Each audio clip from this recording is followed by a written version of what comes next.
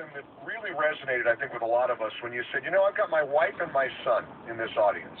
Right. And you sort of used that to illustrate the way you were being booed and jeered by what seemed to be, I have to say it, and I know Greenville like the back of my hand, spent a lot of years there, lived there, worked there as a local host. I have a strong connection with South Carolina, and particularly the upstate.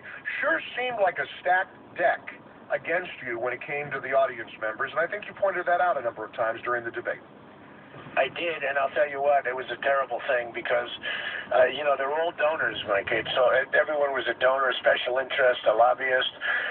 Most of them represented Bush because the only thing he's got going, he's got absolutely nothing going, but he's got $148 million given by these people.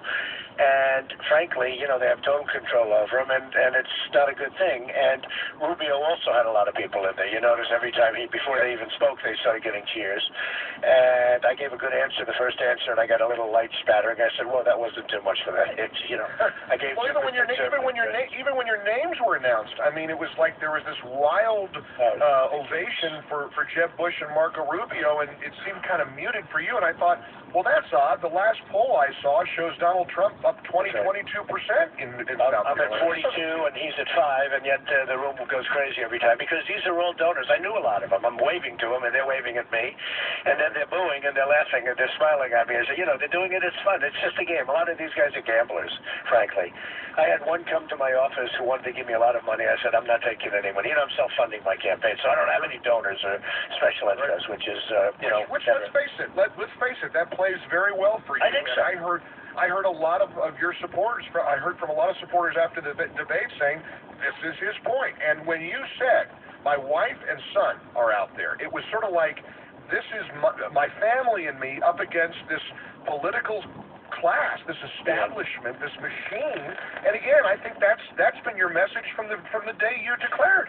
Well, it has been, and we have ineffective people like Bush, and these are ineffective people. These people aren't going to be able to negotiate with China, and even if they weren't, they're going to be controlled by those people that are in the room. I mean, those people are very powerful people. Again, I know, I used to be one of those people, Mike, when you think of it. I was a big contributor. I guess I was invited to all of these things, but once I decided to go, you become a little bit of a maverick when you go on the other side of the equation. But I watched that, and I said, isn't this sort of terrible? And here's a guy doing poorly in the polls, and Marco also had a big group of people in there. He's totally controlled. He's got no money, and he's in there, and he's got a lot of people giving him money, and people from different industries, and like Bush's different industries. One of the things I want to do is to have competitive bidding on drugs. Drugs, prescription drugs to make you better. And yet the head of Bush's campaign is Woody Johnson of Johnson & Johnson. Now, how can he possibly negotiate a drug deal when you have Woody Johnson as the head of his campaign? So we will spend billions of dollars a year as a country, too much for drugs, because he's got a guy raising, millions of dollars for his campaign. It's a very sad situation. I watch it. A lot of people have said that. And the good thing is I do say it. When I hear that, I said, well, these are all of their special interest and lobbyists, mostly special interest and lobbyists, more than anything else. And the room was just stacked. It just seemed